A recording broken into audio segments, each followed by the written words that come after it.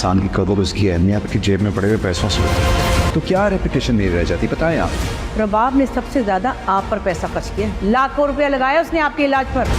अगर business community में ये बात जाती कि मेरा सगा भाई चोरी के इल्जाम में अरेस्ट हुआ है। नाजरीन, ड्रामा सीरियल कभी मैं कभी तुम की आने वाली एपिसोड बहुत ही ज्यादा इंटरेस्टिंग होने वाली है। नेक्स्ट एपिसोड में आप देखने वाले हैं मुस्तफा और शर्जीना दर बदर भटक रहे होते हैं। ना तो मुस्तफा के पास पैसा होता है, ना ही कोई नौकरी। मुस्तफा ये बात जान चुका है कि इंसान के पास पैसा ना हो तो उस इंसान की इज्जत 2 टके की भी नहीं होती। मुस्तफा काफी परेशान होता है। शर्जीना उसे परेशानी में देखकर उससे परेशानी की वजह पूछती है तो मुस्तफा शर्जीना से कहता है इंसान की कदर उसकी जेब में पड़े पैसे से होती है। अगर इंसान के पास पैसा ना हो तो उसकी इज्जत टके की भी नहीं होती। शर्जीना मुस्तफा को समझाती है और उसे दिलासा देने की कोशिश करती है, जैसा तुम सोच रहे हो वैसा कुछ भी नहीं है, मैं तुम्हारे साथ हूँ और हर हाल में तुम्हारे साथ ही रहूंगी। और वहीं दूसरी तरफ मुस्तफा के वालिद इफ्तिखार साहब मुस्तफा और शर्जीना को लेकर काफी परेशान होते हैं। इफ्तिखार साहब अपनी बीवी शगुफ्ता और बेटे अदील से कहते हैं रुबाब ने मुस्तफा और शर्जीना के साथ बिल्कुल भी ठीक नहीं किया, मैं उनकी वजह से काफी परेशान हूँ, न जाने मेरे बच्चे कहाँ दर बदर भटक रहे होंगे। अदील काफी नाराज होता है और अपनी माँ को जवाब देता है कि आप सब लोगों को तो रुबाब का एहसान मंद होना चाहिए, उसने पुलिस नहीं बुलाई, अगर वो पुलिस बुला लेती तो हमारी काफी बदनामी हो जाती। वैसे भी बिजनेस कम्युनिटी में मेरा नाम काफी है, आप लोगों को अंदाजा ही नहीं कि मेरी कितनी इंसल्ट हो जाती। अदील की माँ शगुफ्ता जो कि काफी लालची औरत है, वो इफ्तिखार साहब को ताना देती है, आप ये मत भूलें कि रुबाब ने सबसे ज्यादा पैसा आपकी सेहत पर खर्च किया है, उसी की वजह से आज आप तंदुरुस्त हैं और हमारे सामने मौजूद हैं, आपको तो रुबाब का शुक्र गुजार होना चाहिए।